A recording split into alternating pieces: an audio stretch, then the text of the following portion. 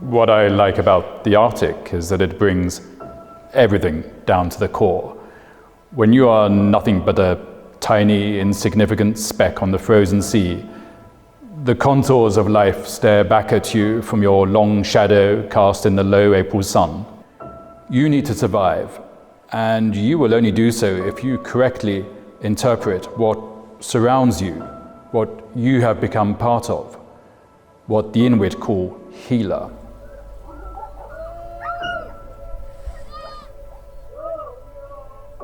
For many years, I had wanted to leave our congested, complicated world behind and experience the joys of a simple life, living as close to nature as possible. I lived in a hut in the high Arctic on my own for a year with no running water or waste drainage. I had electricity and a temperamental oil heater. Via satellite, I had access to the internet once a week on a Wednesday morning for 2 hours, but most weeks I forgot which day it was and missed my slot. I knew months of darkness, months of constant sunlight, mistrust, freedom, adventure, happiness, a whole catalogue of frustrations, and finally the shock of my previous life. The settlement is called Savissivik, northwest Greenland, 800 miles from the pole, 120 miles from the nearest village, no roads, no machines of any kind, population of 40, 18 of them were bachelors. Winter temperatures as low as minus 45 degrees Celsius, only way in and out, dog sled across the sea ice, or the weekly helicopter, which was normally cancelled in the winter months. This tiny grain on the map might seem to epitomize insignificance, but what happens there is of great relevance to the rest of the world. Ecological change in the Arctic is the canary in the coal mine for the rest of us. And so that huddle of cabins on the edge of the ice sheet was in fact much more than just an annex for my dreams. What was I doing there? I suppose I wanted to know what life might be like if we chose another path. I think sometimes in order to understand your own time, you need somehow to be apart from it. What does it mean to be in Greenland?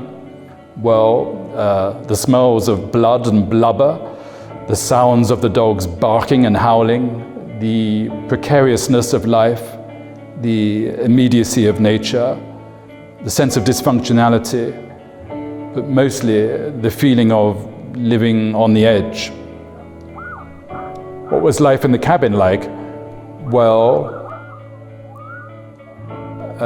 simple household chores became my daily liturgy.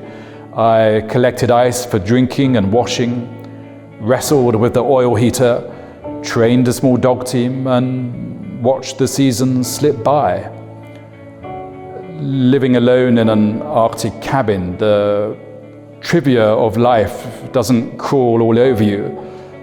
Time is aplenty, but there is never boredom, for you have become part of your environment, and its constant changes and minutiae concern you greatly. Sitting up there at the top of the world, you really are convinced that you enjoy some kind of privileged Archimedean viewpoint. Aloof from everything, the Castaway Syndrome soon sets in. I had only been there a few weeks and I was already anthropomorphizing dogs and oil heaters. I went to find peace at the edge of our planet, but actually spent most of my time protecting my solitude from visiting bachelors with little to say. I asked one of them why he chose to stay and not move to the town. He looked out of the window and his dog team skulking on the sea ice, and after an unfeasibly long silence, he uttered one word with a great sense of purpose. "Ihumni no yamahunga." I wanted my freedom, or literally, I wanted my mind to be open to thinking. No explanation required. I understood entirely what he meant. When I was 2 out on the sea ice with my dog team, I felt in a way like a flat earther with my wish that the ice would continue ad infinitum. I was perhaps not just looking for the ice edge, but also somehow for the boundaries of the human psyche. I discovered the spiritual appeal of the frozen world, I suppose. I learned that the simple life can be a good life. Harnessing the land and the sea for sustenance gives you the satisfaction of self-reliance. I discovered too much of the paraphernalia of modern life conspires to eliminate our dreams. So many of us choose to live only once it is too late. I also learned the purpose of life is surely gratitude, to be grateful for the beauty of this world and to be thankful for any transcendences that flash you the totality of life.